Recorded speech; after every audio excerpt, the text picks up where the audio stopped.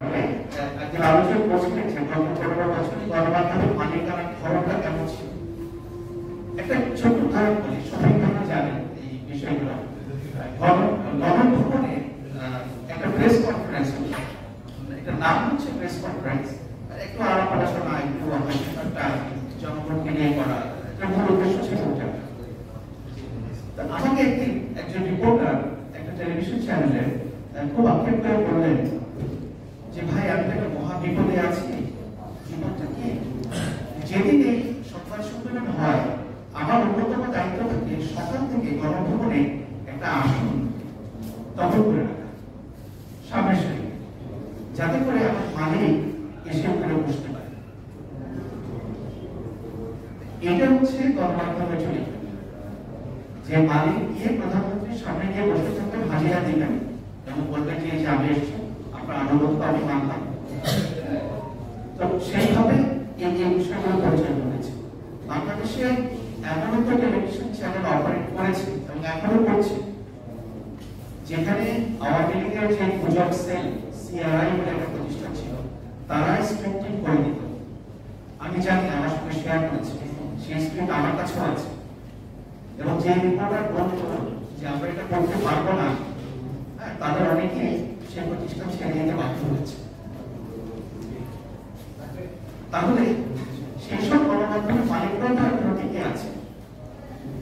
5ই আগস্টের পরে আমরা এত পরিবর্তনের কথা বলছি, এত জায়গায় এত কিছু কথা বলছি, কিন্তু গণমাধ্যমের যে সমস্যা বা যে সংকট, এটা নিয়ে কিন্তু আমাদের খুব একটা আলোচনা হচ্ছে না। কারণ আপনি ফ্যাসিবাদের মতাদর্শ যদি বা ফ্যাসিবাদ যদি যেটা মতাদর্শ, এটাকে আপনি যদি আরো বেশি সক্রিয় করতে চান, প্রচার করতে চান, এটা তো গণমাধ্যমকে ব্যবহার করা হয়েছে।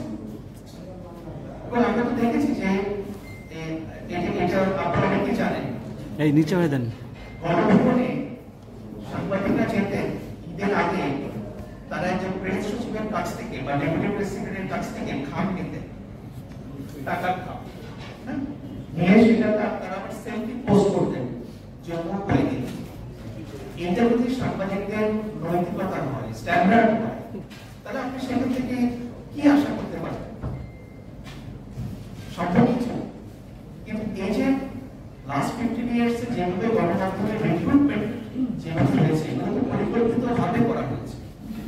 বাংলাদেশের গণমাধ্যমের রিক্রুটমেন্টের মানদণ্ড কি আমাকে বলেন? কোন মানদণ্ড আছে? যেমন ধরেন, আমরা যারা শফিক ভাই দীর্ঘ সময় ইন্টারন্যাশনাল মিডিয়ায় কাজ করেছেন, আমিও করেছি, আমাদেরকে একটা প্রক্রিয়ার ভেতর দিয়ে যেতে হয়েছে, একটা পরীক্ষার ভেতর দিয়ে যেতে হয়েছে। আমি তো আমাকে বলতে পারি একেবারে রিটেল ভাইরা সেভাবে আমরা গিয়েছি। ওইখানে কে কার মামা, কে কার খালু, কে কার ভাই, কার কে, এইটার কোনো জায়গা নেই। হ্যাঁ, রিক্রুটমেন্ট প্রসেসের মধ্য দিয়েও ওই স্ক্রিনিং এর ভেতর দিয়ে অনেক কিছু ঢুকে পড়তে পারে, সেটা অন্য জিনিস, কিন্তু একটা প্রসেস তো আছে। তাহলে আমার বাংলাদেশের যে গণমাধ্যম যেগুলো অপারেট করে, এখানে রিক্রুটমেন্ট প্রসেস কি?